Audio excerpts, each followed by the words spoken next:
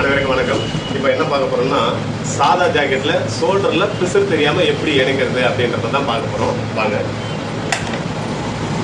நார்மலா இப்போ வந்து ரெண்டு துணியை இணைக்கிறோம்னு வச்சுக்கோங்களேன். நாம என்ன பண்ணுவோம், வெளிப்பக்கமும் டச் ஆகிற மாதிரி இணைக்கணும். இந்த பாருங்க, வெளிப்பக்கமும் இந்த பாருங்க, வெளிப்பக்கம் இது ரெண்டும் டச் ஆகிற மாதிரி ஜாயின் பண்ணணும்னு சொல்லுவோம். இப்படி தான் ரெண்டு துணியை இணைக்கிறதா இருந்தால் இருக்கிற மெத்தட். ஆனால் இப்போ இதில் என்ன பண்ண போகிறோம்னா பாருங்கள், இது உள்பக்கம் இது ரெண்டும் டச் ஆகிற மாதிரி வச்சு வெறும் மெதியிட மட்டும் தையல் போடும்.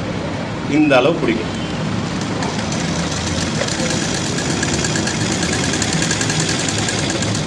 இவ்வளோ தான் பிடிச்சிருக்கோம். நார்மல் பிடிக்கிற மெதி எடையை விட கொஞ்சம் எடை கம்மியாகவே பிடிச்சிருக்கோம். அடுத்ததாக இந்த ஷோல்டர், இதுவும் பாருங்கள் இதே மாதிரியே தான். உள்பக்கமும் டச் ஆகுது. அதில் என்ன இடம் பிடிச்சிங்களோ அதே இடம் பிடிக்கும்.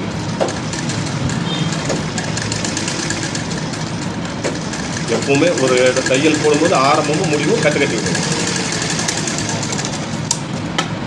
பார்த்தீங்கன்னா இப்போ வெளிப்பக்கமும் இப்படி இருக்கு இல்லையா, ஷோல்டர் பிசுறதோ இருக்கா, இதை இப்படி பெரட்டிட்டு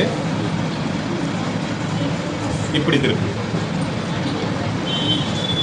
பாருங்க, வெளிப்பக்கம் மேலே பிசுறு இருக்கு. இப்போ இதை மறைக்கப்போம்.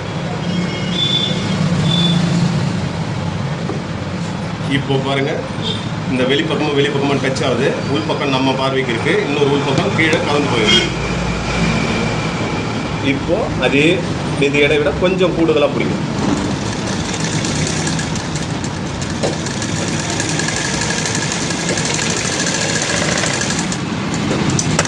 கொஞ்சம் கூடுதலாக பிடிச்சிட்டோம். இப்போ பாருங்கள், அந்த பிசுறு உள்ளார போயிடுச்சு. இந்த பக்கம் பிசுறே இல்லை பாருங்கள், பிசுறு இல்லாமல் இருக்கும். இதோ இன்னொன்றுத்தையும் பார்த்துக்கலாம்.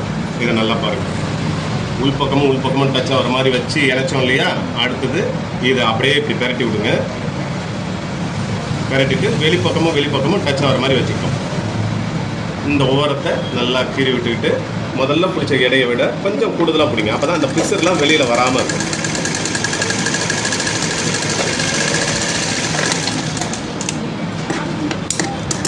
தையல் போட்டாச்சு.